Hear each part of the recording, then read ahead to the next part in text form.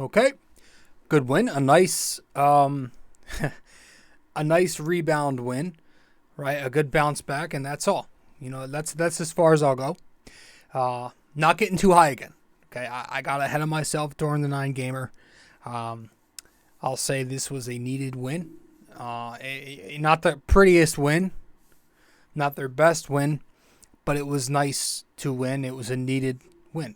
The Nets won again last night. So losing this could have been very dangerous for the Knicks with only 12 games remaining now, had they not pulled it out. But, it was a good one. On another night without Brunson, the Knicks needed to respond after Saturday's debacle against the Clippers, and they did.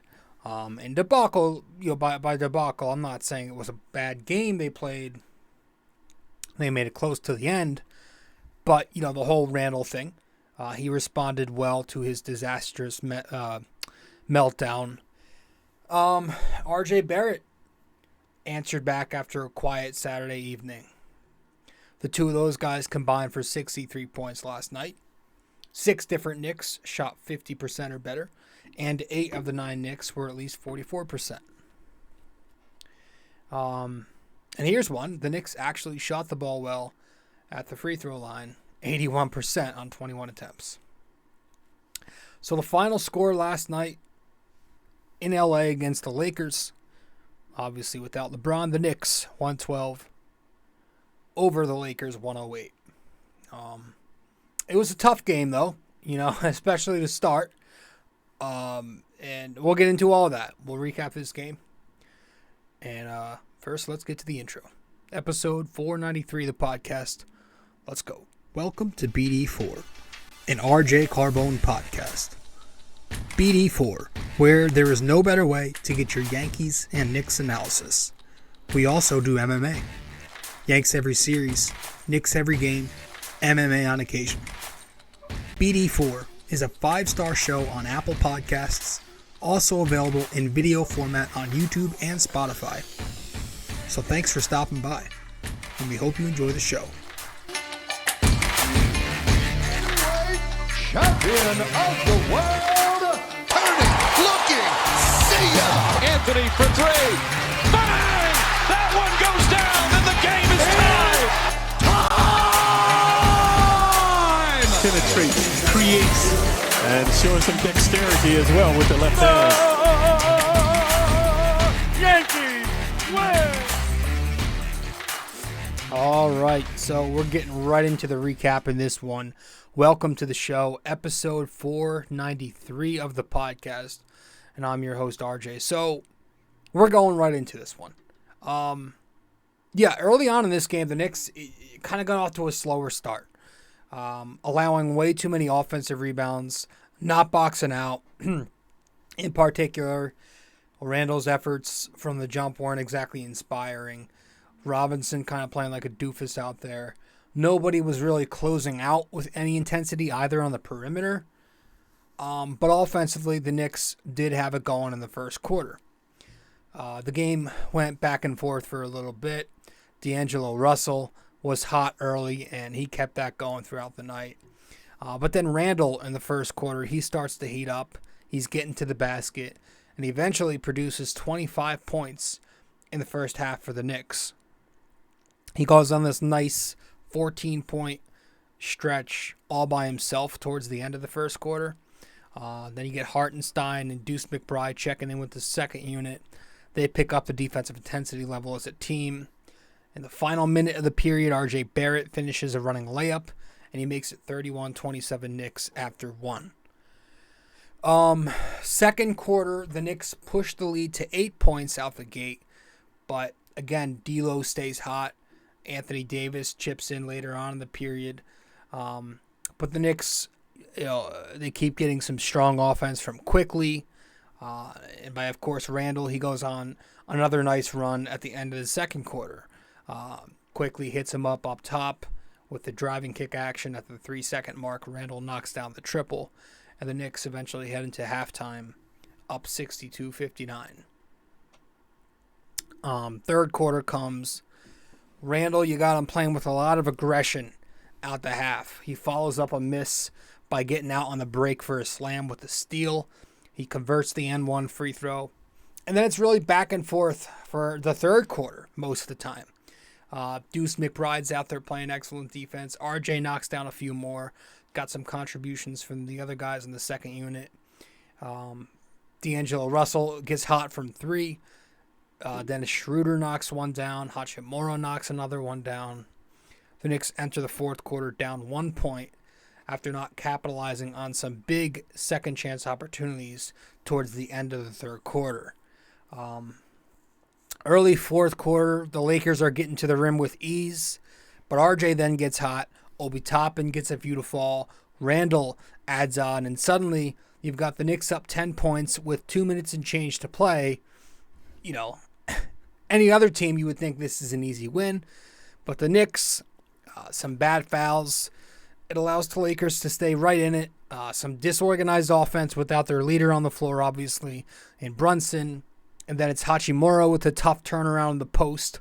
Josh Hart doesn't really put a hand up because I guess the officials were blowing the whistles pretty easily. You get Quickly missing a tough pull-up shot. Then D'Angelo Russell's getting into the paint, and you had the possession. The double screens up top for the Reeves-Davis pick and roll. That happens, and suddenly it's a 4-point game. And then for my favorite dumb decision of the night, you had the possession with 30 seconds left on the game clock, 15 seconds on the shot clock. The Knicks have the ball up 4 points. RJ Barrett's got it up top. For some reason, he decides to rush the possession, and he shoots it right away, basically, by forcing a drive from up top, going left and misfiring over Austin Reeves at the rim. So with plenty of time still left, 20-something seconds left, Anthony Davis grabs the board, throws it right to Schroeder, who finishes on the fast break around Quickly. That cuts the lead to 2 points. Knicks up just 2. And again, there's like 15 or 20-something seconds left. Fortunately for the Knicks, they do a very nice job this time of inbounding the basketball, first off, but getting it up the court and moving the ball around very quickly to avoid the foul. Eventually, it's Josh Hart who gets fouled, but it's with 5 seconds left. He knocks them both down, and the Knicks win the game to avoid a potential disaster in LA. So some big stops help them pull away despite the rough moments there at the end. The Knicks were able to stretch a one-possession game into two-possession game in the final minutes there, and that's how they won this game. But, just a few things I want to get into that I disliked about the game before we get into the good. So we'll talk about all that as soon as we return from our first break. Stay with us. Be right back. I'm your host, RJ. Hey, guys. So if you are a listener of the podcast often and you want to know where to find me on social media, you can find me on Facebook at BD4. You can find me on Twitter at BD4Pod. And you can also find me on Instagram at Rob J. Carbone. All right. Welcome back to the show. So the offense, I'm going to be straight with you. The offense without Brunson just looks disorganized. The fact that the Knicks almost erased a 10-point lead with 2 minutes left, tough to do, even in today's era. They like to kill the shot clock, but then they weren't capitalizing. You could just see they're thinking on the fly out there.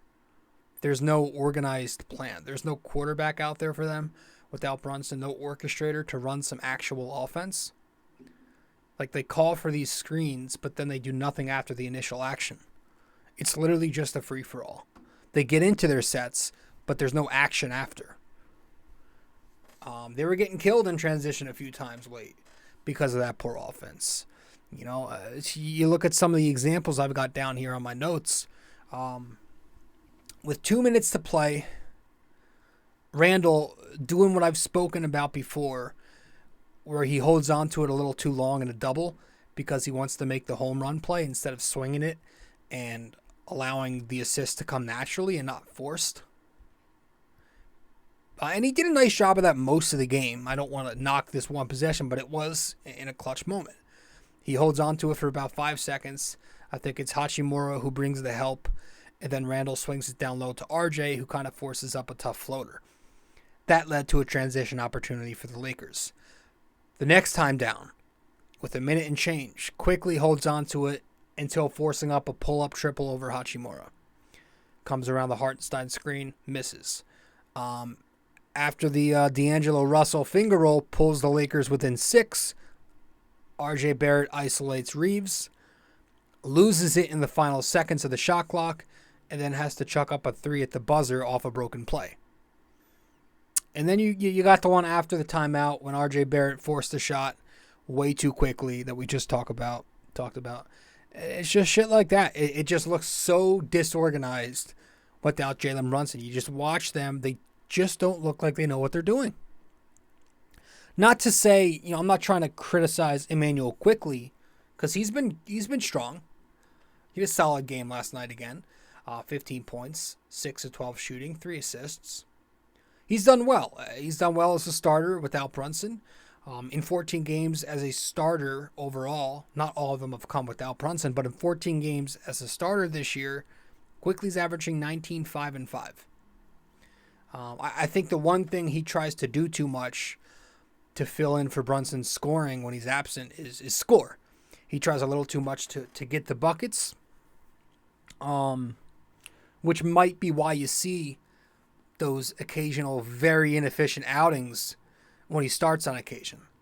Like you had in Charlotte when he was 1 of 11. Like you had a few months ago. I remember there's a game where Brunson was out because he was banged up and quickly scored either 25 or 30 something points, and he was like 10 to 28 or something like that. So sometimes he tries to do tries to do too much when he's in that starting role. But again, last night I thought he did very well on both sides of the floor too. I love the play he made defensively early on, where he shows on AD on the inverted pick and roll on the side there. Then he goes behind him to make him think that AD's on an island with Mitch Robinson. But then, unaware, AD quickly pokes it loose from behind, and that kind of leads to a fast break opportunity for the Knicks. Just smart defense like that. Also had a big second quarter. He scored 9 points for the Knicks. All night, though, just attacking the middle of the paint, showing some real excellent footwork and patience on the drive, stopping on a dime, shifting positions when he picks up his dribble. Does a really nice job of that, and it's similar to Brunson. So I don't want to criticize him because I know he's filling in at point guard with Brunson gone, but I don't know. I feel like Grimes honestly needs to add more. We keep saying this, but he's just not aggressive enough. If you have a night without Brunson, it feels like Grimes should be the guy who starts to be more aggressive too. He's got the quick release to beat a closeout, but he chooses way too often, in my opinion, to attack baseline. And a lot of the time when he does attack, he's very predictable because he telegraphs that he's going to make the kick out sort of by leaning towards the baseline and jumping for the pass. The defense can make that read from the weak side like Vanderbilt did last night and be able to deflect the ball, force a turnover, things like that. But yeah, all in all, it's just the offense that lacks the next step without Brunson. I don't really know how to describe it well enough. I just know, like it's like the eye test for me. It just, and people keep saying Jalen Brunson will be healthy by the playoffs. Yeah, I know that. First of all, we hope, right? But assuming he comes back, during the Target game, I think the Target game is Denver, is what Wojnarowski said on Friday. Yes, assuming he's healthy for the playoffs, it's not going to be like this. But at the same time, that defenses are going to, try taking Brunson out of the offense. They're going to force it to Randle either way. And as I have been saying, it's not going to be 48 minutes of ISO Brunson in a playoff round. He's killed it in ISO this year, but you're not going to be able to do that. I'm telling you, man, zones, traps, blitzes, double teams, packing the paint. They're going to throw everything. They're going to mix in coverages. They're going to play a quasi zone. They're going to do everything, bringing soft doubles, help from the weak side. They're going to load up on. They're going to make it hell. The Knicks are going to have to adjust. And one of the things you can do to break a zone and to help out a guy like Brunson when he's getting forced to move the ball is three-point shooting.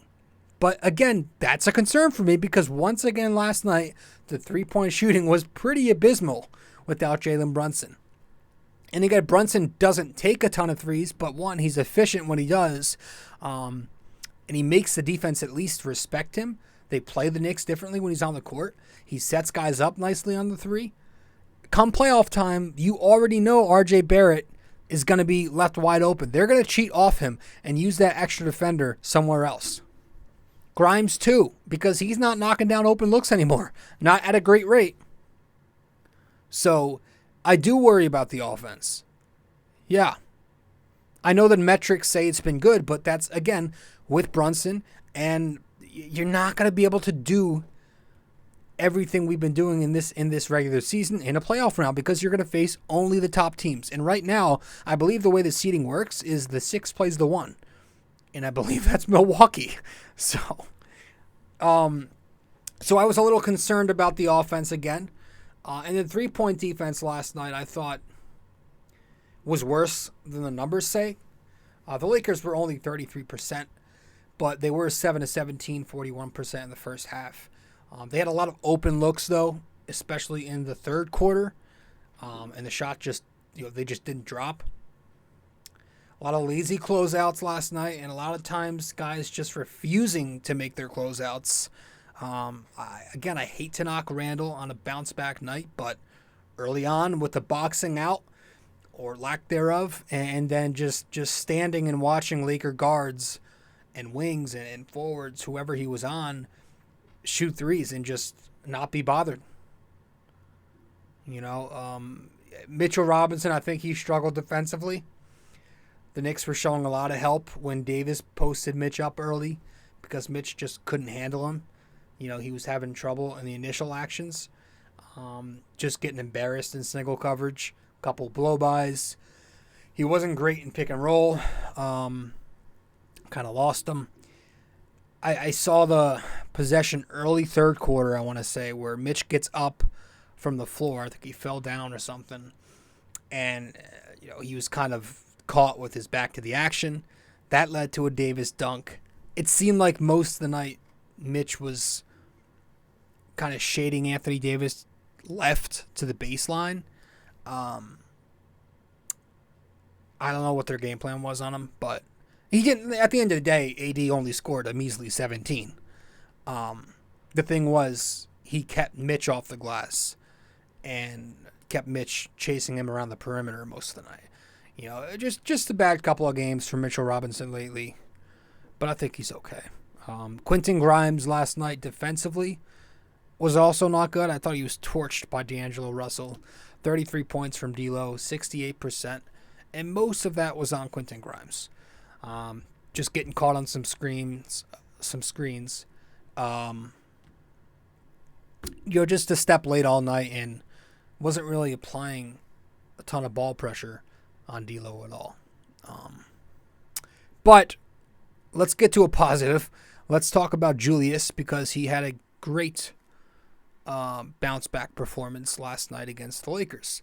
So what we'll do is get to one more break, return, and hand Julius the game ball amongst the starting unit last night. So we'll do that right now as soon as we get back from this break. Stay with us. BD4 is located on many different platforms.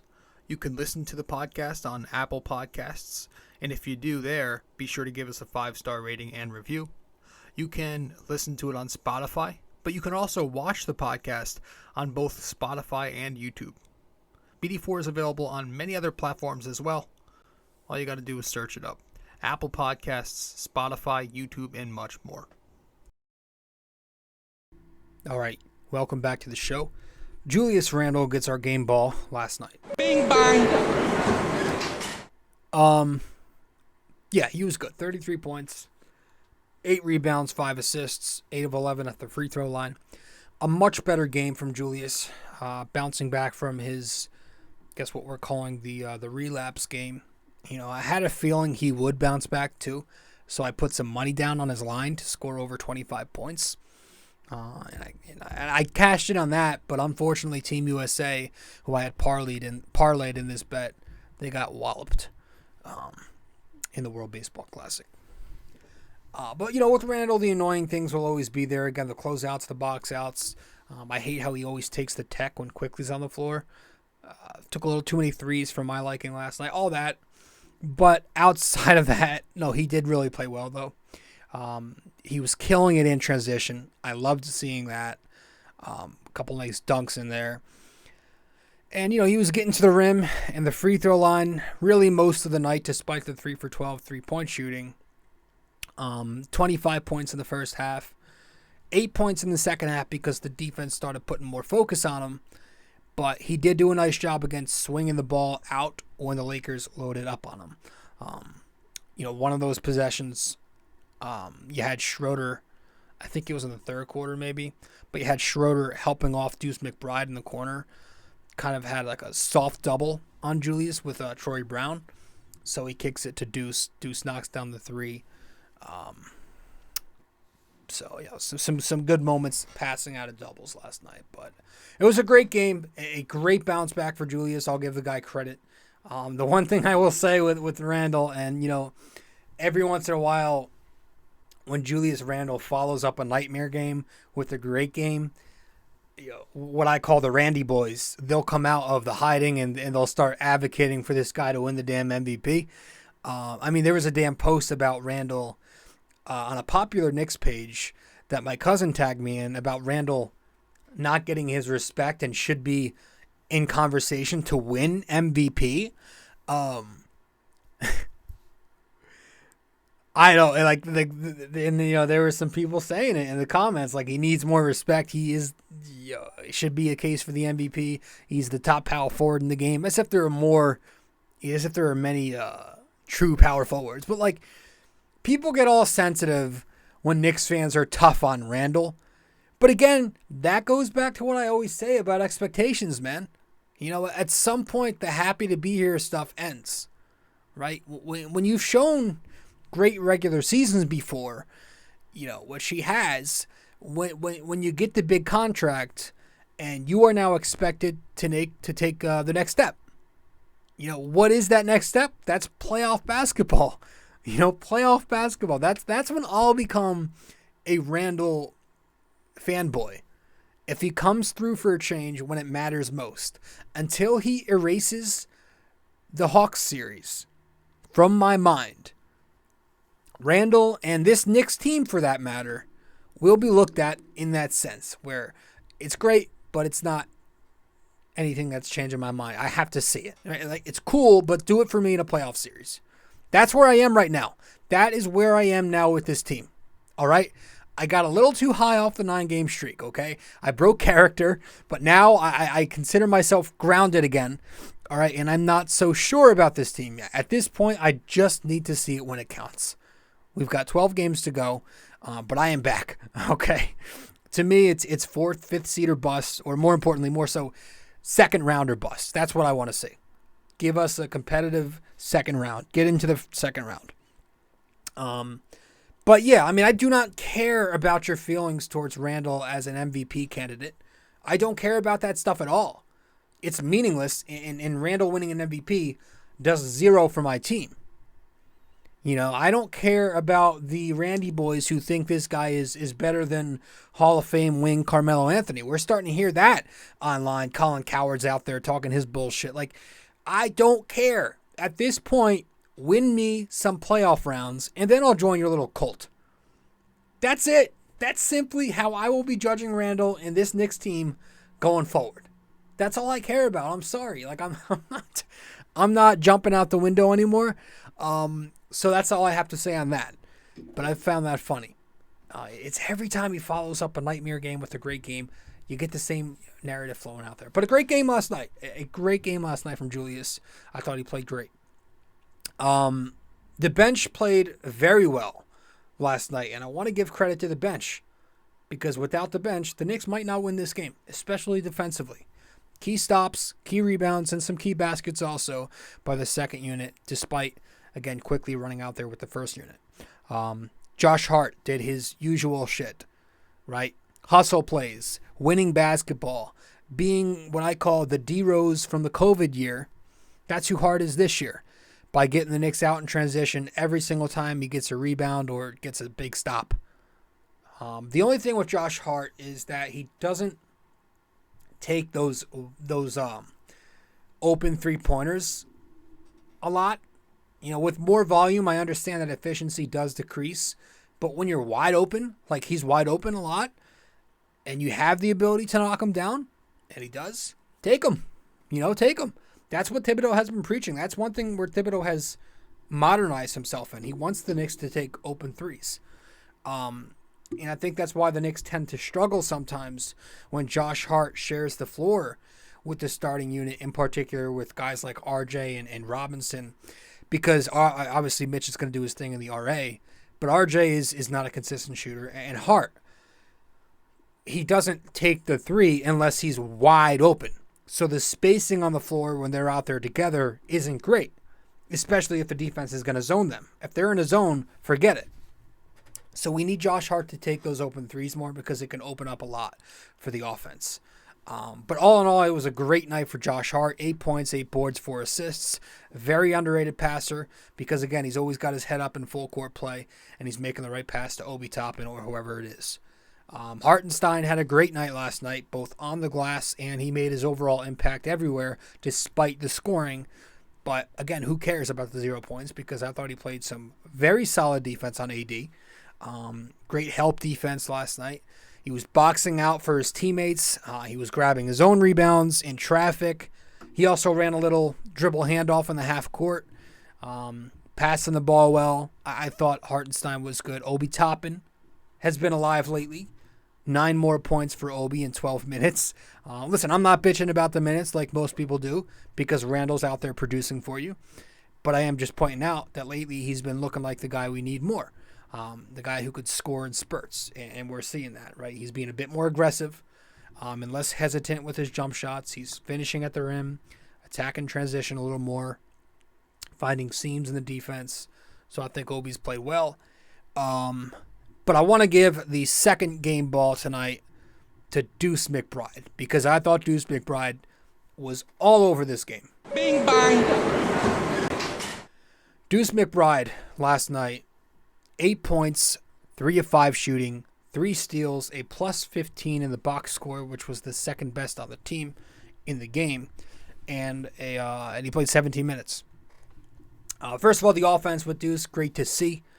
He knocked out a couple threes. He finished on the fast break a little bit, doing very well early fourth quarter, and that helped Thibodeau give quickly a little bit extra rest. But the Lakers went into a zone, right, a few times because I'm sure they've seen the scouting reports on Deuce. They know he doesn't provide a ton of offense, but last night he countered that, and he gave you offense. And the more he gives you offense, he's going to be rewarded with those 5-6 extra minutes, if he continues to give them offensive production. He won't be just situational, but we need to see that more. But he was absolutely the best one off the bench last night because of his defense. And, man, I'm glad to see him out there playing defense, man. It's really fun to watch. I never thought I'd say that about a player. Even more fun to watch than Frank, defensively, because the way he applies constant ball pressure, and he was doing that throughout the entire night, out there forcing shot clock violations late. Because of his full court pressing, he's forcing Laker guards to cross the timeline later than they'd like to. The Lakers, they're getting into their sets with 17 seconds on the shot clock last night. And this is a team who plays at a very high pace. I think if they're not first, they're second in pace. So that's a big part of why they shot so poorly. He's forcing them to get into their offense sooner than they like, or later in the clock rather than they like. In the half court, he's jumping the pass lanes. The help defense is always there. If he's in a mismatch, he'll do everything he can to be physical and force a pass out. Some really, really, really impressive possessions from him came last night. A couple in the second half. Early fourth quarter, he's fighting over Dennis Schroeder's quick screen. Then he fights over that Gabriel guy's screen, and he draws the offensive foul on him. He fought off of 2 Gabriel screens in one possession in the first quarter, which was really impressive. That leads to a steal and a fast break opportunity. Late third quarter, he helps off a Schroeder. He switches with Hart on the Reeves-Gabriel pick and roll, and then he steps in front of Reeves on the dribble drive to force a bad pass weak side. How about back to the first quarter? He digs at the nail to cut off the drive off of a Reeves-Gabriel DHO action, and then he recovers right back out to Schroeder for a short closeout at the elbow 3.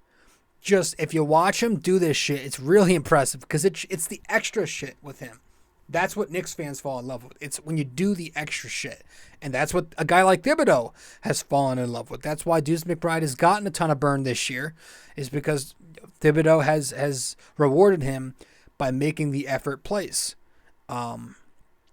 So I have no issue with him getting the 9th man spot now that Brunson's out for a bit. So yeah, I thought Deuce McBride was arguably the best Knick on the floor last night, just in terms of winning impact.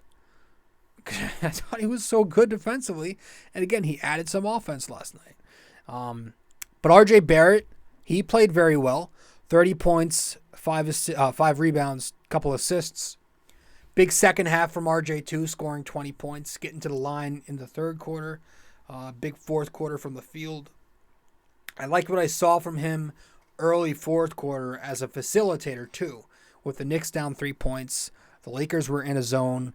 RJ's up top above the break. He does a nice job driving middle to collapse the defense at the nail and open up a 3-point opportunity for Josh Hart. He makes the kick out. Hart knocks it down, and the Knicks from there tie the game 88-all. So I thought that was an important possession. But yeah, he was killing it from 2-point distance most of the night, going 11 of 19 from inside the arc, 58%. Outside of a couple bunnies that he missed, he was showing some pretty great touch off his drives and finishing in a variety of ways. Right hand, left hand, Euro finishes through some contact, call or no call, spin moves. Did a nice job adjusting and changing his shot trajectory on those floaters to be able to get it over longer defenders like AD. But yeah, just going downhill, attacking space most of the night, which was a very good sight to see. I just wish RJ Barrett was a more efficient finisher, more elite at the rim, because he gets there so well. He can get there with ease, so easily with his strength in the upper body and his methodical skill set. He finds a way to the rim, but he's just so up and down. Plus, he still takes too many three-pointers. He was 1 of 8 last night. The one he did hit was a pretty important one, but you got to cut that down as a guy who's not a great three-point shooter, low 30% guy. But yeah, I think that's it. It was a nice win. Tomorrow, you're wrapping this one up. The West Coast trip, you're wrapping it up before you come back home. It'd be nice to wrap this up on a 2-2 West Coast trip without Jalen Brunson. That'd be solid.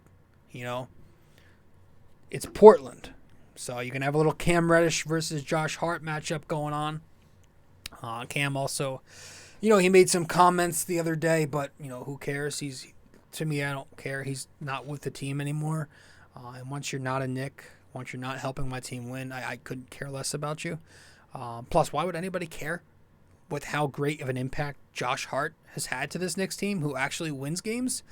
And Hart kind of plays that similar style, but with the complete opposite motor, So, yeah, Good win for the Knicks. Let's wrap this up when we return from break. Stay with us. Be back in a minute. We also have a website now for BD4. If you go to BD4blog.com, you can find the blog, the podcast links, and also where to find me on social media. Just go to BD4blog.com.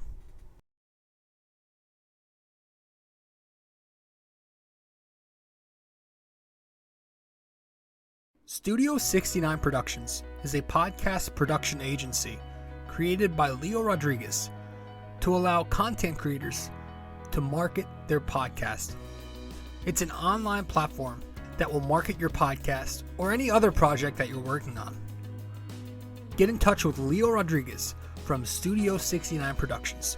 You can find Studio 69 Productions on Instagram at Studio69NJ. Studio 69 Productions, where dreams are heard and born.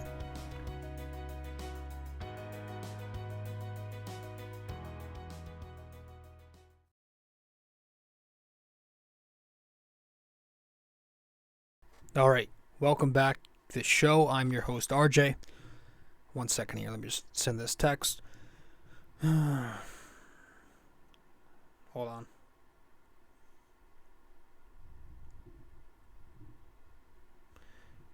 Okay. Yeah, I think we're going to wrap this up with our trivia. That should be good.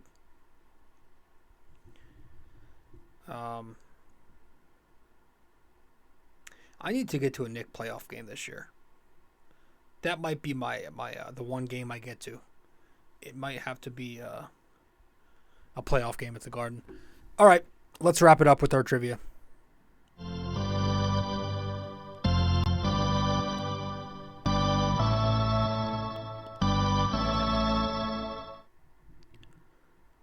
All right, so for episode 493, we've got a true or false for you. Our NYY-NYK-MMA trivia question of the day for episode 493, true or false? Neither the Knicks nor Lakers have won consecutive games against each other since the 2015-16 NBA season. Neither the Knicks nor Lakers have won consecutive games against each other since the 2015-16 NBA season. True or false? All right. So one final time. True or false? Neither the Knicks nor Lakers have won consecutive games against each other since the 2015-16 NBA season. Man, whenever I make the graphic for this trivia, I'm very OCD, so I always get so annoyed when I put a question mark at the end of true or false statements, because it's not a question, it's a statement.